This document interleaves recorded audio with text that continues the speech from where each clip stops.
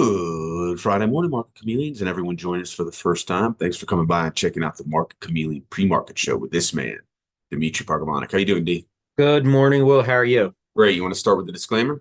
Yep. Good morning, everyone. Before we get started, keep in mind Will and I and Market Chameleon, we're not a registered investment advisor. We're not a broker dealer. We're not telling you what to do. We're just sharing ideas. If you need advice, call your registered investment advisor, call your broker. That's what they're there for. There's the disclaimer. Excellent. And I'm going to share my screen here. While I'm doing that, if you're joining us for the first time, Will and I, we do these shows in the morning to try to help answer questions you may have about the Market Chameleon tools, the data, or the analytics. If you have a question, put it into the live chat on YouTube. Will's watching it. He'll read it back to me. And to give you a couple minutes to type in those questions, we're going to start out looking at the pre-market report, see if we could get insights, what's going on in the pre-market hours, and then we'll move on to the questions. All right, so up here on the pre-market report, we see a calendar view of what happened in the pre-markets in the last week. You could go back further days if you click on this calendar. But from a top level, we could see or eyeball if there's anything unusual or if there's a trend. I'm just eyeballing here that yesterday in the pre-market, there was a big lean towards the bullish side. I think after NVDA reported earnings, pre-market activity seemed very bullish. But today, we're on February 23rd, and so far we have 420 stocks that are trading higher, 376 stocks trading lower. As far as volume goes, we have 128 million shares trading on up volume, 80.6 million shares trading on down volume. And if we convert that volume to dollar value, we have $3.9 billion worth of stock trading higher, $1.7 billion worth of stock trading lower in the pre-market.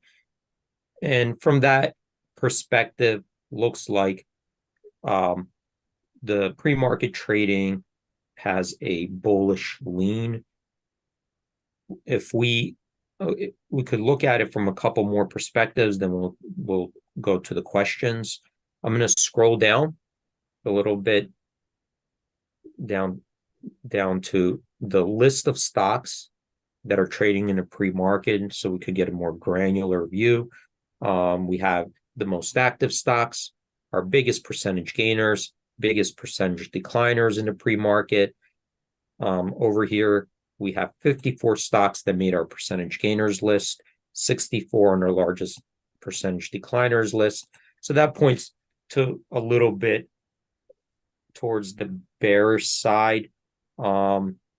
Now, from that perspective, keep in mind to make this list, we do set certain thresholds for volume, liquidity, price change, because things in a pre-market can trade with either are very liquid or trade with low volume.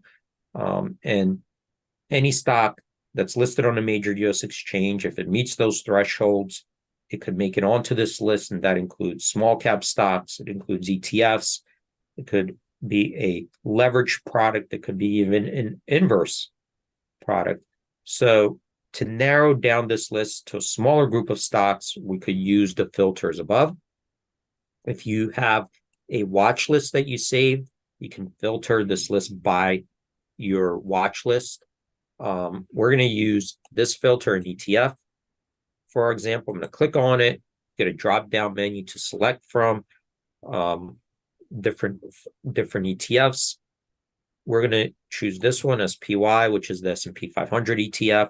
When I click on it, you can see that the list below got filtered by stocks that are holdings in the SPY ETF, which are the S&P 500 constituents. And here we see 4 stocks made our largest percentage gainers list. 6 made it onto our largest decliners list. So that's also a mixed bag, slightly more bearish. So far, we got a mixed bag, different signals, depending on which perspective you want to look at. So we'll give it a couple minutes, Will. I think I'll just go to the questions now if you have them. No, nothing's popped up. Just some comments made by some real good chameleons, but no questions All right. have popped up.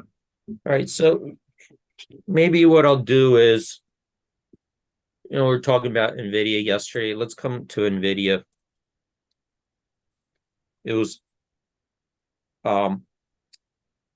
reported earnings yesterday. We see it was up 16.4% on the day. So far today, it's up 2.2% in the pre-market. So still gain. It looks like it's going to be at new 52-week high, I think all-time highs, right? At this point, it's just making new all-time highs. And yeah, one comment Rob made is some stocks are acting like GameStop during the meme stops, NVIDIA being one of them, but they're real companies, and that they're making, and like the one thing with NVIDIA's report is they are acquiring customers at a rapid clip with their new AI chip development, right? I mean, it's like, but they're so far ahead on their sales. I mean, it's like their shares times sale, whatever. It's they are wildly valued right now. Exactly. I mean, valued to perfection because they are a real company, obviously. But listen, I remember Jim Cramer saying on CNBC when the video was at 130 back in, I don't know, 21, when when Bitcoin was hitting all-time lows. Yeah. They were talking about mining coming, NVIDIA had been processing a lot of chips for the miners, right? Yeah. And he was like, NVIDIA, it could be way lower than 130. Now it's at, where did it close yesterday? 8 something. I mean, it's incredible. Yeah. And they're definitely so far in the lead for these AI chips. But let's look at it from, what's been trading, but from perspective what's, been going on in NVIDIA yesterday's trading. And I'm going to come down here just to keep, looking at our new tool for multi-leg trades. So you guys could get just a handle of how to use the tool, what the tool means. So over here in NVIDIA, I'm going to go to our multi-leg trade analyzer. So let me just close this to expand it. And what this does is it looks through all the options trades in NVIDIA. So we could see here yesterday, there were over 2.5 million contracts traded in NVIDIA. I believe it was the most active yesterday. I got to go look. If not, one of the most active. So what this tool does is go through these 2.5 million trades. It, parses the tape, interprets it for us, links the relevant trades together, and identifies the strategies that people were using yesterday in NVIDIA. Okay. And here in our filter, we could see there are lots of different strategies. It was 67 different strategies that we detected that we could identify. If we couldn't identify them, we'll list them, because there could be just very unique types of strategies that people are creating, custom strategies that don't have a common or particular identification. But if we do find it, we'll identify it. So you could see here, over here, from put spreads, call spreads, diagonal calls, all these types of strategies were detected.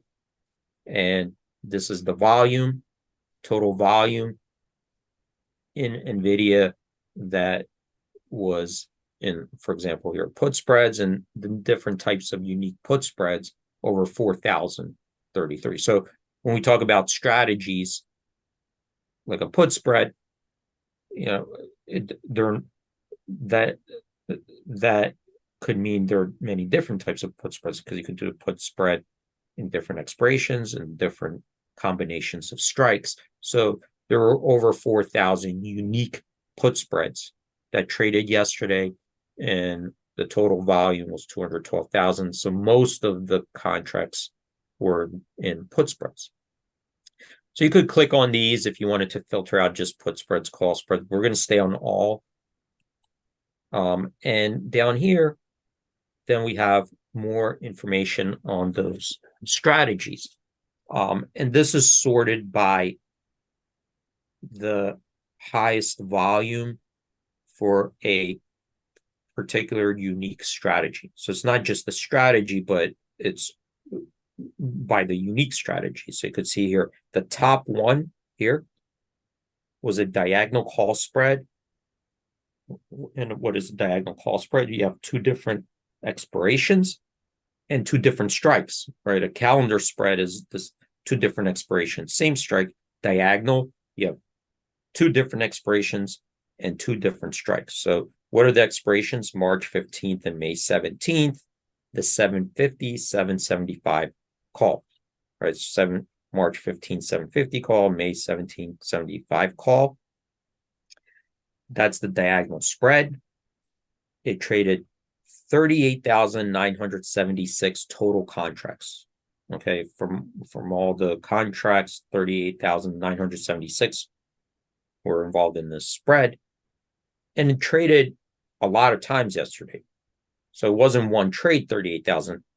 We consolidated all the trades in this particular spread over 3,000, almost 4,000 different times, right? It traded in the morning, then more and more. So the time that it traded yesterday, the first trade that we detected was at 9:52:23. The last one, 3:18:51. So you could see that throughout the day, potentially traded a lot of times. And we'll click on it, we'll look at the details. Over here, this tells us, since there are two expirations here, right? March 15th and May 17th. So as far as days to expiration, we have two of them. One is 22 days to expiration. Then the further out month is 85 days to expiration. So you could see that the difference between the days to expiration between both options and how far it has to go even to reach the first one. And then we have a strike difference, right? Because now we have two different strikes. Well, what is the difference between the strikes? Really quickly here, it points out 25.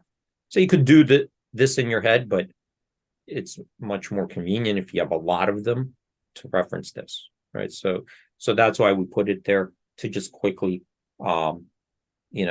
calculate it for you, so you don't have to do it in your head, especially, if you open up and you're looking through a bunch of them. Now this indicator here, N, is saying that based on the open interest in the morning. Okay, so we're looking at the open interest in the morning, and we're comparing it to the total volume that's traded on the day. This looks like new interest, right? So there's so much volume above the open interest that it doesn't look like it's just a closing out position. It looks like there's new interest, new trading in this spread. So let's open this up, get a couple more details, and then maybe we'll set this up on an options chain and kind of look at the option profit calculator, what this would look like. So I'm opening it up. I think because this might, I think, taking a little bit longer to load because there's so many trades. It's going to go and fetch us all the details. So down here, these are all the different trades. So you could see 3,991 of those are in here. You could tab through it or open up more of them. It shows the top 10. Well, the last 10. This is sorted by time. So you could see here, the last trade was a 2 lot. So if you open this up, you could see here are the 2 legs and the trade details, right? The timestamps, the quantity on each, the prices it traded at, the bid and ask of each leg, IV, delta, all that. So I'm going to close this for a second. You could do that to any one of them. And since there's so many of them, we see there are a lot of small ones here. I'm just going to see if there's one large one that kicked it off. So I'm going to sort by volume. So the largest trade happened at 118 for 1,000 contracts. Okay, so if we open that up, here it is. So you could see here it actually traded. This one was 500 divided by two different trades. And then 700, and then a lot of small ones. So I'm just going to click through this really quick. And it could indicate, although, they're clustered close together. What I'm looking at is, are they clustered close together? So we see 58, 58, 58, but very close together. So it may indicate, sometimes two things. One is that there could be a very large trader in there getting executed, but he has to access liquidity on different exchanges. He can't find one specific, counterparty to do the whole thing, and he's forced to do it piecemeal, or throughout the day he's doing it as he's accessing different liquidity on different exchanges, different market makers. So that's what this looks potentially to me. It could be like sitting there on a book and different people are hitting it at different times, just because it's clustered closer together.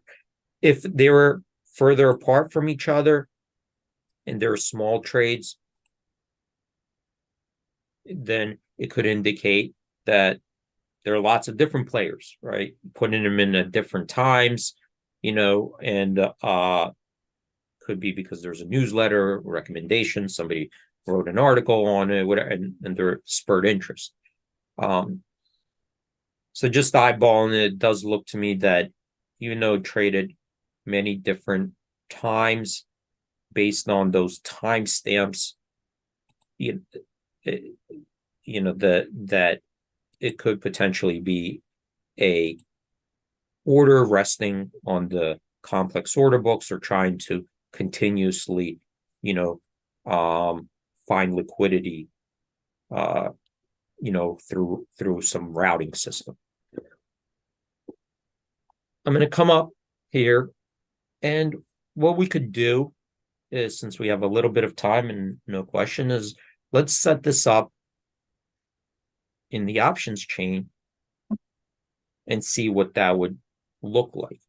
Now, obviously there's two sides to the trade, right? One side is buying, one side is selling.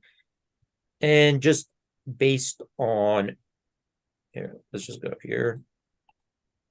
Based on this, to me, it looks like potentially what's going on is that the order sitting there is, net sell, getting a credit closer to this side. So my hunch, and we could look at it from both sides, is the following: that the order, here are the legs, right? March 15, 750 call, May 17, 775 call.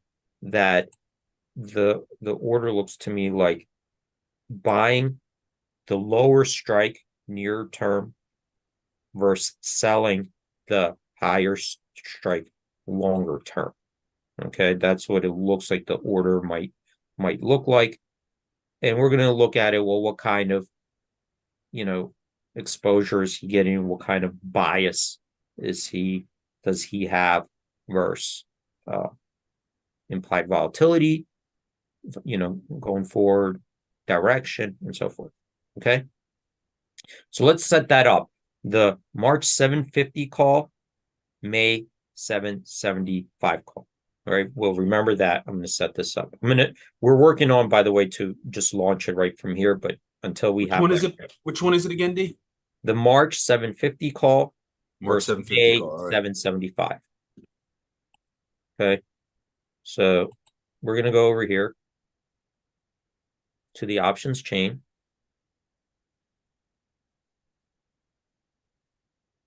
And let's go to, oh, there's a couple Marches. Which one was it? I think it was this one, March 750, right? Well, that's the one I remember. Probably, yeah, because this one has the most. So let's do the following. We're going to do the March 750 call. So I'm going to click on this on the call on the ask side, and that brings up a buy March 750 call. And then let's go to the May. Now we're going out to May expiration. Because remember, this is a diagonal, two different expirations.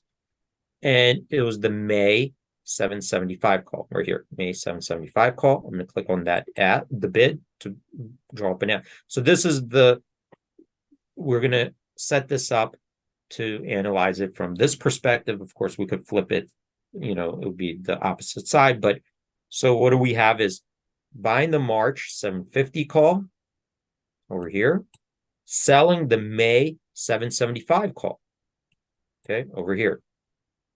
And I'm going to calculate this to see what it looks like. The payout diagram looks like at the first expiration, right? March 15th, because that's when this strategy will cease to exist. After March 15th, the first leg is going to expire, right? So after that, this as a strategy will not exist. Whatever you do, either you take it off or you roll, whatever, but this as a strategy will cease to exist at that first expiration. And this will no longer be an option. An option will either go out worthless or convert to stock. So we're going to calculate this. I'm going to click calculate, and then it draws out a payout diagram. Okay. Let me just expand this a little bit. Hey, D, just confirming for Doug that the spread analyzer, that does update roughly every 15 minutes, just like everything else on the platform, right? Yeah, we'll update throughout the day. Right. It updates on a timer. And keep in mind, the way the analyzer works is this is not something, it's not something that's provided by the exchange for you this way, right? The exchange just gives raw data, right? So we get that raw data on a 15-minute delay. But we have to take that raw data, then input it into the database. Then we have to clean the data, structure it correctly, handle exceptions and outliers if there are any, then prepare it for analysis. And then when we prepare for analysis, then it goes through another software to make interpretations of what's going on. And then it produces this report. Okay, so that's what's going on. So this isn't like something that is, fed out to us. Okay, this is what you're looking at is a proprietary tool that's performing analysis on the data. Okay. So now we have this payout diagram. Okay, and one of the things that now we're looking at is, okay, based on this payout diagram, it looks a little bit like a long straddle, right? Because if the stock sits, at 750, well, that is not going to be, that's the worst spot for this stock to finish on that first expiration. Well, why? Because you bought the March 750 call. So if you bought the March 750 call and it goes right up to 750, well, all that premium goes to zero. It'll be worthless, right? If it's below 750 or whatever. So that call is going to be worthless, and you lose all that premium. And then you did sell the 775 call, but it won't be enough to offset that, right? However, as it's going up, right? It's going up.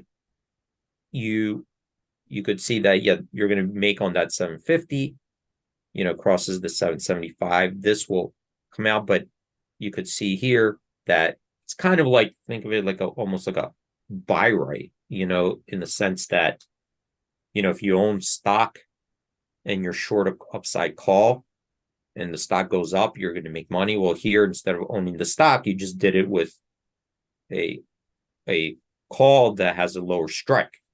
Okay, so it's kind of similar to that.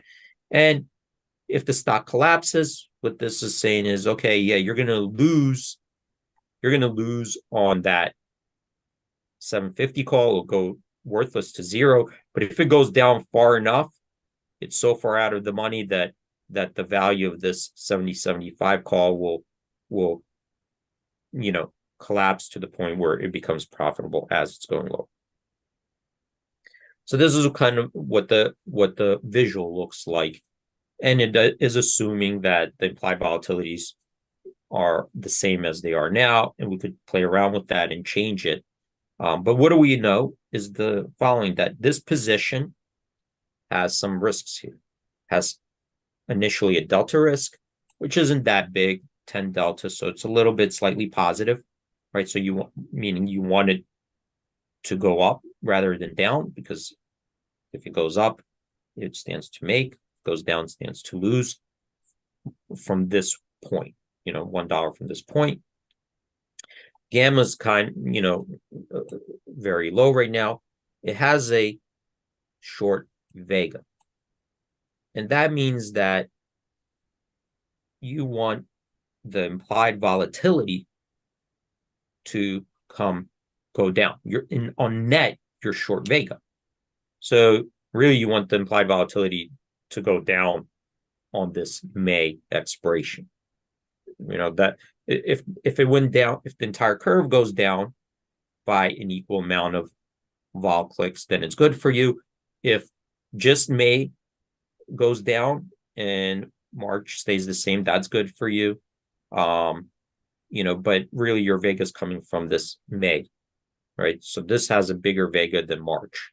So the further you go out, options have a bigger vega, right? The premiums are higher and they're more sensitive to implied volatility move.